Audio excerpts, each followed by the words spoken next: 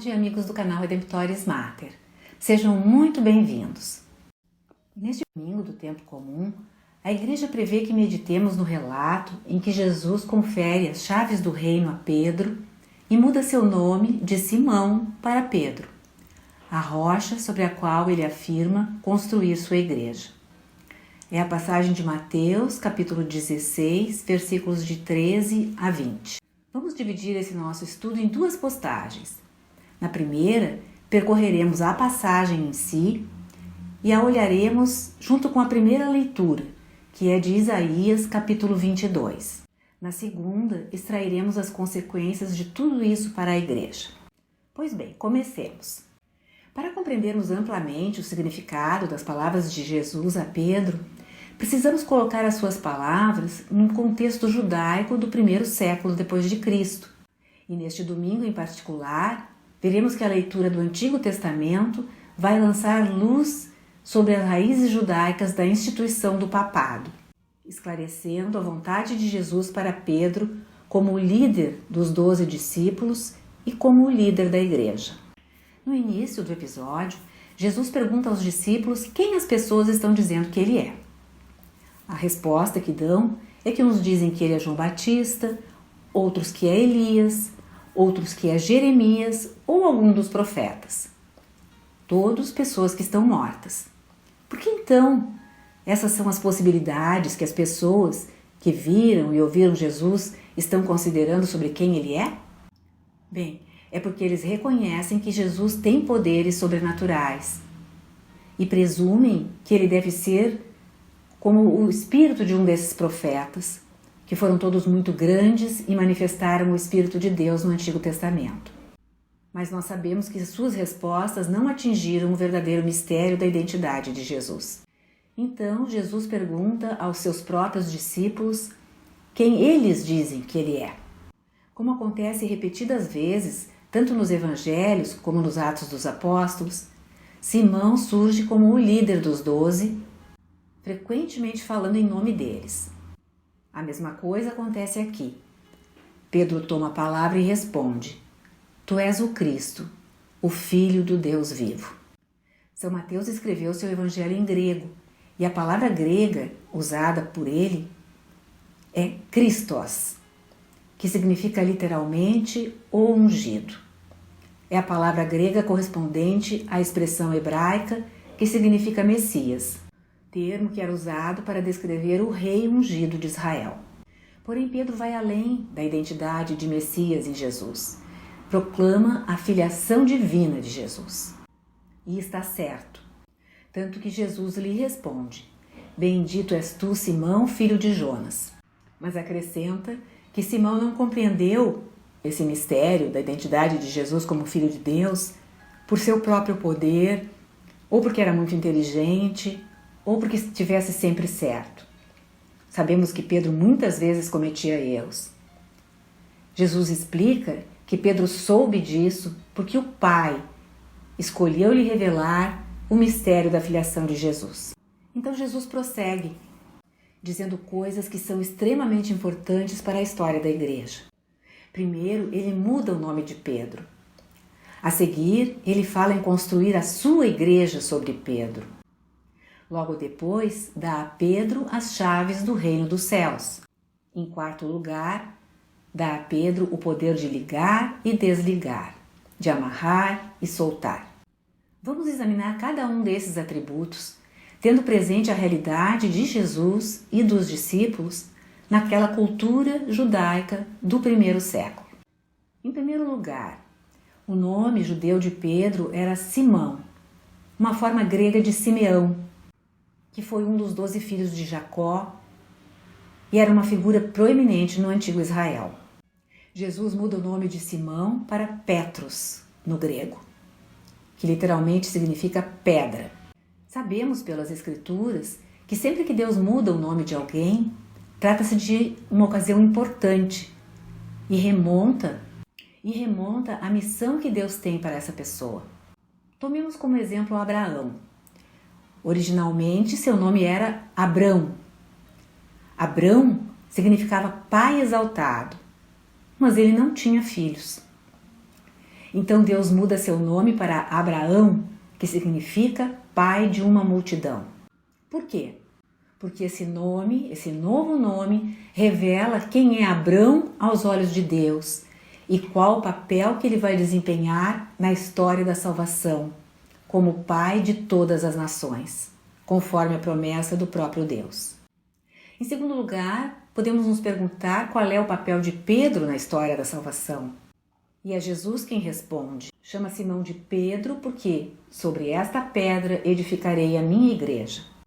No grego original, a palavra igreja significa simplesmente assembleia.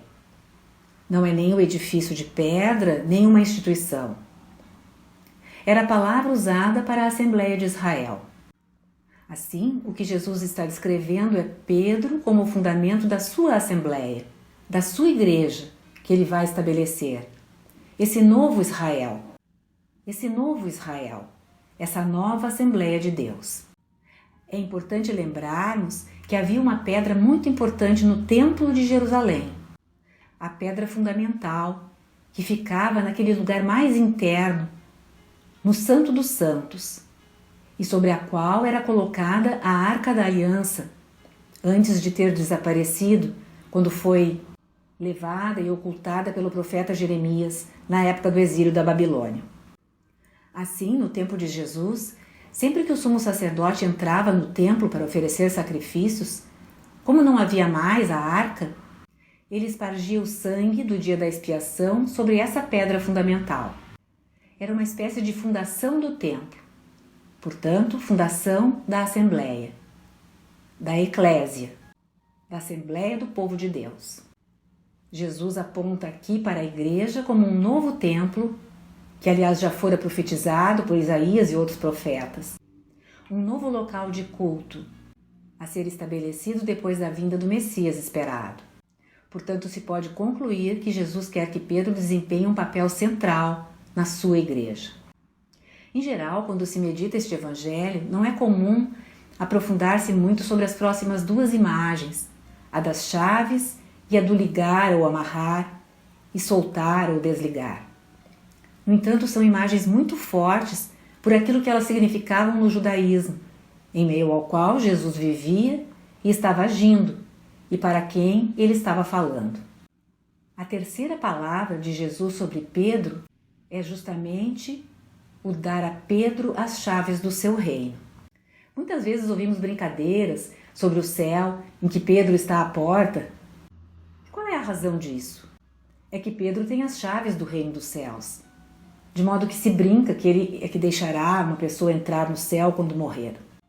Contudo, não é isso que dar as chaves significava para os israelitas, desde muito antes, 800 anos antes, e continuava assim no tempo de Jesus. Na verdade, Jesus está resgatando uma passagem muito específica do Antigo Testamento, que é a de Isaías 22, a primeira leitura da missa de hoje. Na época do rei Davi, ele era o rei, o líder, mas havia um certo cargo no reino que era muito importante e só perdia para o cargo do rei. Este segundo em comando era uma figura chamada Al-Bait, uma expressão que significava literalmente sobre a casa. Em outras palavras, quem ocupava esse cargo era o líder da casa de Davi. Depois do rei, ele tinha autoridade total. Para usar uma analogia moderna, poderíamos talvez compará-lo a um primeiro-ministro. No seu livro, Isaías está falando para aquele que então ocupava esse cargo e que agira mal, chamado Sobna. No capítulo 22, versículo 19, Isaías diz que Sobna morreria, sendo futuramente substituído por Eliacim, em face da sua má conduta, como aquele que estava sobre a casa do rei. A profecia é a seguinte: deportar-te-ei do teu cargo e arrancar-te-ei do teu posto. Naquele dia chamarei meu servo Eliacim, filho de Elcias. Revesti-lo-ei com a tua túnica, cingi-lo-ei com o teu cinto e lhe transferirei os teus poderes. Ele será um pai para os habitantes de Jerusalém e para a casa de Judá.